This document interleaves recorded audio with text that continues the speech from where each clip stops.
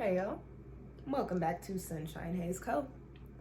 I am AUJHA, and this is going to be one of the lovely retrograde videos. Yes, we are still in retrograde season. We did have a couple of planets leave, but we had another couple of planets say, y'all thought y'all had a break. You thought I was feeling you? We got a couple more planets hitting. So, excuse me. This time around, we've got Mars. Mars entered its retrograde period on October 30th, and it will be in retrograde until January 12th of next year. Mars is considered a personal planet, so this retrograde, we will definitely feel on a more conscious level. We will actually see the things that this retrograde is touching in our physical and our tangible lives, okay? Excuse me. Give me a second, y'all.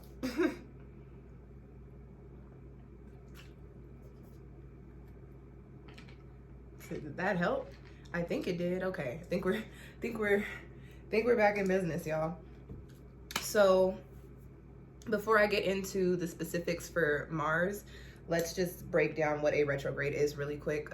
Retrograde is a transit, and it's like an optical illusion. It looks like the planet spinning backwards in the sky, but really what is happening is the planet regularly moves in one direction past a certain amount of degrees, or past the degrees, over the charts, over the houses, and all the things, right?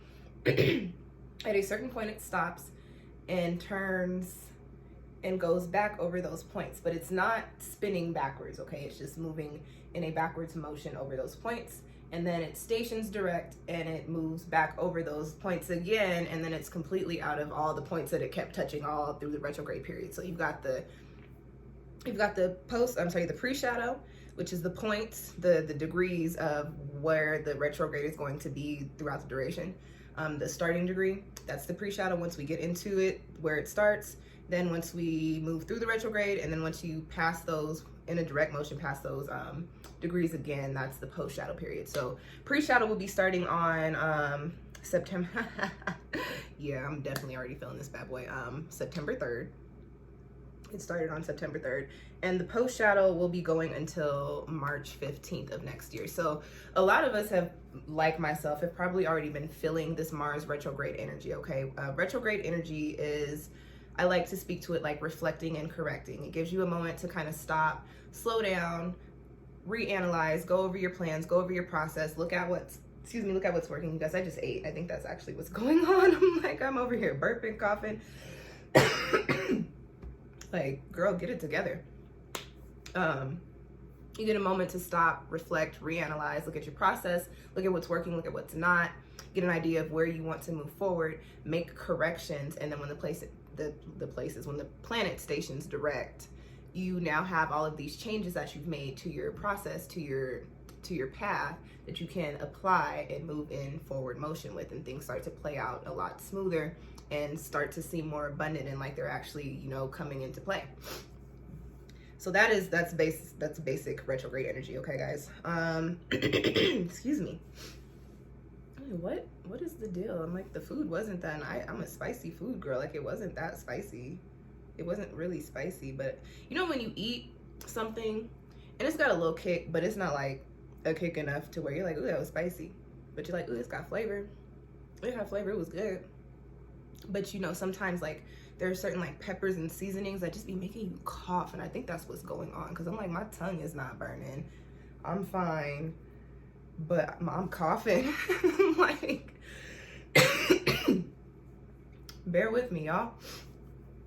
Okay, so let's get back into it. So I said it started on October 30th, going through January 12th of next year. Retrograde is starting at 25 degrees of Gemini, and it will be stationing direct in 8 degrees of Gemini, okay? Mars governs instinct, physicality, like physical stuff, excuse me, action, aggression, and it also governs sex. So all of those things are what are at the forefront during this retrograde period, okay? Briefly speaking to Gemini energy, Gemini is an air sign. Gemini is a mutable air. Occurs at the end of the spring season. Adaptable, adaptable, intellectual, that's the word I was going for. Adaptable, intellectual, innovative, Curious, what else do I got here for Gemini? That's actually all I wrote down for Gemini.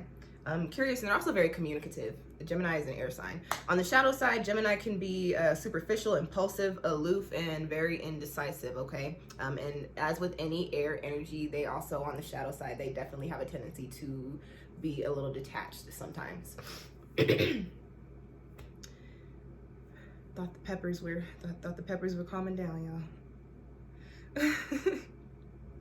So, speaking to this particular retrograde, Mars being in retrograde in this sign, the overall energy that we're looking at is that will be stepping into reflecting and correcting, giving careful consideration to our process.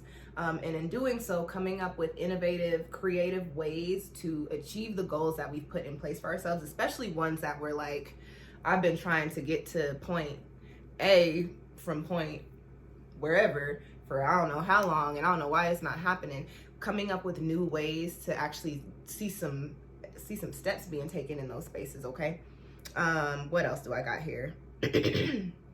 Trying new things, that kind of falls under the same thing. So there's a few aspects that are also going to give a little bit of a special energy to this transit. I'm just going to go over them with you guys. The first aspect being made are squares to both Jupiter and Neptune in retrograde. So Jupiter is the planet that governs expansion, growth. Jupiter is also considered like the good fortune planet, and it's a good vibe. I like Jupiter energy. Anytime Jupiter is involved in an aspect, whether it's good or bad, it tends to skew a little more positive. We've also got Neptune, which is associated with our dreams, and that literally our sleeping dreams and our dreams, like the things we really want to do in life, spirituality, our psychism, our spiritual gifts, and also things beyond the veil, okay? Both of those planets are also in retrograde, so big reflect and correct energy with all three of these here. Excuse me. So we're gonna be good. Guys, I'm trying so hard to get through the video. I hate when stuff starts like, this used to happen a lot. Well, not the cost, but I used to get really tongue twisted when I first started recording videos for SunshinehazeCo back in like 2016, 2017. I would be in my videos like on a roll, and I'd be like, I'd be like, shoot, I'm getting tongue twisted. And I never knew what that was. I'm like, was that maybe some throat chakra shit or throat chakra? I'm trying to train myself to say the word correctly. Is that some throat chakra shit or what? This is really, I think, from my dinner. But I'm like, gosh, my stomach was growling, but I was like, I gotta get this video done. So I ate the food first because I didn't want my stomach to be growling in the video. But I mean, maybe I should have just, you know, toughed it out, because goodness. Right before I swallow the water. Okay. Where was I at? We're talking about aspects. Squares to Jupiter and Neptune in retrograde. Kind of on the both sides of the scale here. You've got a little bit of like feeling like a little low energy, maybe feeling kind of stagnant, lethargic. Some areas you might be experiencing some deceit or betrayal, unfortunately.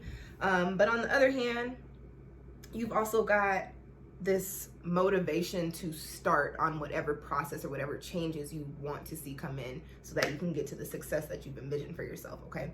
We've also got trines being made to both Mercury and Saturn. They are not in retrograde. Those are direct planets.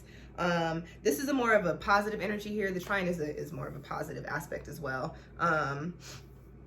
Brings in focus, this feeling of being adventurous, of just taking the leap of faith, taking the plunge. I did a reading today, and as I was shuffling, I was using the Amore Psyche Oracle deck, and taking the plunge flew out. And what do you know? So, that is crazy. I was about to tell y'all, it's my number in the deck, which is 11, and my timer just hit 9/11. So, Spirit has been on one today, and I'm like, guys, I definitely already got the message, but I feel like because they've been trying to get me to make moves for so long, they're like, yeah, we're just gonna keep annoying you.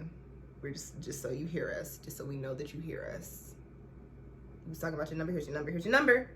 Anyways, taking the plunge, feeling the courage to just take that leap of faith and do what we got to do, having that motivation, okay? Also, there's a little bit of, because we're dealing with Saturn, a little bit of this entrepreneurial energy, getting into our business mind and smart money moves which I'm just tapping into my personal life, and I'm like, that's funny. When is that coming in? We've also got a minor aspect of quincunx being made to the moon and to Pluto. The moon is emotions. And I'm sorry, I didn't tell you guys what Mercury and Saturn were. Mercury is communication, short-term travel. In old astrology books, you'll see sisters and brothers and neighbors, but that's really like your friends and your acquaintances. And missing something in like anything mental. Saturn is karmic planet, dealing with paternal stuff, dealing with foundations. It is also the business planet too, because it is associated with Capricorn. So that's where that business and smart money energy was coming in. So now moving into the quincunx, we've got the moon and Pluto. Moon governs our emotions and our souls. The moon is considered, I call it the window to our soul. You know how they say the eyes are the windows to the soul? In our charts, the moon is the window to the soul. Pluto is another one of them soulful planets. Pluto is the planet of transformation, and I call Pluto the planet that is associated with the depths of our soul. So the moon is the window, Pluto is the depth. So the moon gets you in, Pluto takes you in, all the way in, okay? This quincunx can bring in some mood swings, and you know, just crazy shifts in your energy. Like you might be up one minute, down the next, happy one day, sad the next, all the way in, all the way out the next, you know what I mean? A little irritability, and you might just be feeling intense, feeling anxious, like literally feeling your energy like kind of buzzing, but not necessarily in the best way. But there's also, on the other side of that, anticipating the transformation that is coming along with whatever you are reflecting and correcting upon during this retrograde period. There's also some ambition, and what else? I got analyzing power, looking at where you need to get more control, get a grip over your life, and then making the changes so that you actually manifest that in the physical. That's it for the aspects. That's actually it for the retrograde. So Mars is what I will say to speak to like what's going to be going on in the physical for us. You can definitely expect changes in your lives. Look at where Mars is hitting your chart.